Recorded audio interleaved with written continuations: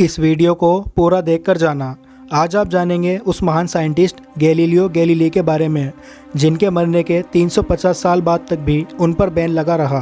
Albert Einstein और Stephen Hawking जैसे वैज्ञानिक जिसे वह अपना आदर्श मानते थे। 18 फरवरी 1564 को इटली के महान पेंटर और कवि माइक एंजेलो की मृत्यु हुई। माइक एंजेलो की मृत्यु के ठीक 3 दिन पहले 15 फरवरी 1564 को इटली के महान वैज्ञानिक गैलीलियो गैलीली का जन्म हुआ था।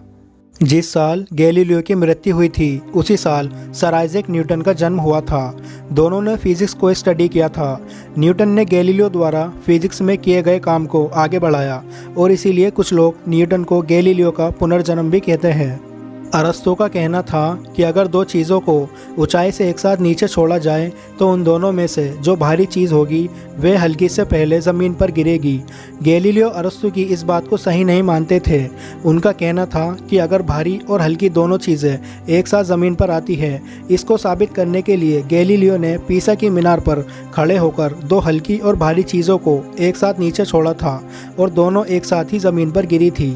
गैलीलियो जब 10 साल के थे तो उनका परिवार पीसा से फ्लोरेंस शहर चला गया, जहां उन्होंने अपनी शिक्षा पूरी की।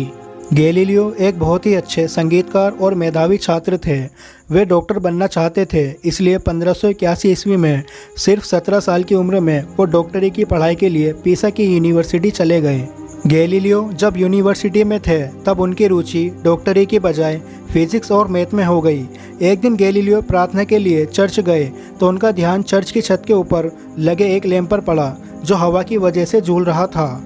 उन्होंने ध्यान दिया कि लैंप को हर डोलन पूरा करने में एक बराबर समय ही लग रहा था, भले ही डोलन की लंबाई हर बार अलग होती है। डोलन पूरा होने का समय वो अपनी नब्ज के जरिए नापते थे। गैलीलियो ने चर्च में किए गए अपने अवलोकन की जांच के लिए कई प्रयोग शुरू कर दिए। उन्होंने इसके लिए पेंडुलम का सहारा लिया। उन्होंने पाया कि अगर हम पेंडुलम को लटकाकर उसे झुलाते हैं तो उसके बड़े डोलनों और छोटे डोलनों में एक बराबर समय ही लगता है। अपने इस शोध को लेकर वो अपने एक प्रोफेसर के पास भी गए, पर प्रोफेसर गैलीलियो के ऊपर भड़क पड़े क्योंकि ये अवलोकन उस समय की वैज्ञानिक विचारधारा से बिल्कुल उल्टा था, जो कि ये कहती थी कि बड़े डोलन को ज़्यादा समय और छोटे को कम समय लगता है। गैलीलियो के समय विज्ञान का मतलब वो नहीं था जो आज हम समझते हैं। उस समय लोग प्राचीन दार्शनिकों जैसे कि अरस्तु आदि के विचारों को आंख मूंदकर सही मानते थे और उन पर प्रयोग करना बिल्कुल भी ज़रूरी नहीं समझते थे। पर गैलीलियो सबसे अलग थे। वो पुरातन विचारधाराओं को अपनी आंखों के सामने सच होते देखना चाहते थे, अगर वो सही हो। गैलीलियो ने अपने से लगभग 100 साल पहले हुए वैज्ञानिक कोपरनिकस के शोधों का अध्ययन करना शुरू किया, जिसने कहा था कि पृथ्वी गोल है और पृथ्वी समेत सभी ग्रह सूर्य के इर्द गिर्द चक्कर लगाते हैं। कोपरनिकस को इस खोज के कारण कट्टर ईसाइयों ने जिंदा जला दिया था, जिनके अनुसार सूर्य समेत ब्रह्मांड के सभी पिंड पृथ्वी के इर्द गिर्द चक्कर लगाते हैं। 1609 ईस्वी में गैलीलियो ने हॉलैंड के एक वैज्ञानिक द्वारा बेहतरीन दूरबीन की खोज के बारे में सुना, जिसकी सहायता से बहुत दूर की चीज़ों को आसानी से देखा जा सकता है।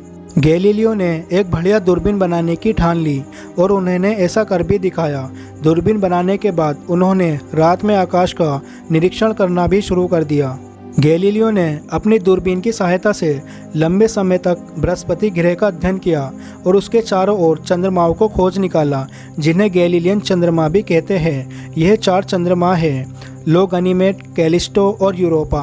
1632 ईस्वी में खगोल विज्ञान के क्षेत्र में किए गए अपने अध्ययन के ऊपर गैलीलियो ने एक पुस्तक भी लिखी, जिसमें उन्होंने बताया कि पृथ्वी कैसे सूर्य के इर्द गिर्द घूमती है, पर इसका उन्हें बहुत बुरा अंजाम भुगतना पड़ा।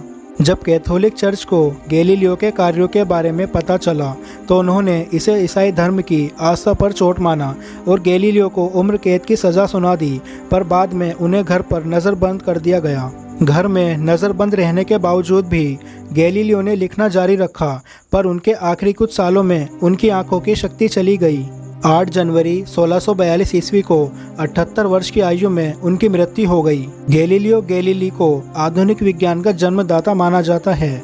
अल्बर्ट आइंस्टाइन के सबसे फेवरेट साइंटिस्ट थे। स्टीफन हॉकिंग उनके बारे में कहते हैं, गैलीलियो शायद किसी भी अन्य व्यक्ति की तुलना में आधुनिक विज्ञान के जन्मदाता थे। गैलीलियो ने ही जड़त्व का सिद्धांत हमें दिया, जिसके अनुसार किसी समतल पर चलायमान पिंड तब तक उसी दिशा में वेग से गति करेगा जब तक उसे छेड़ा ना जाए। बाद में यह जाकर न्यूटन के गति के सिद्धांतों का पहला सिद्धांत बना। दोस्तों, अगर आपको यह वीडियो अच्छी लगी हो तो वीडियो को लाइक और चैनल को सब्सक्राइब करके बेल आइकन दबा देना, ताकि आने वाली वीडियो की नोटिफिकेशन आपको मिलती रहे।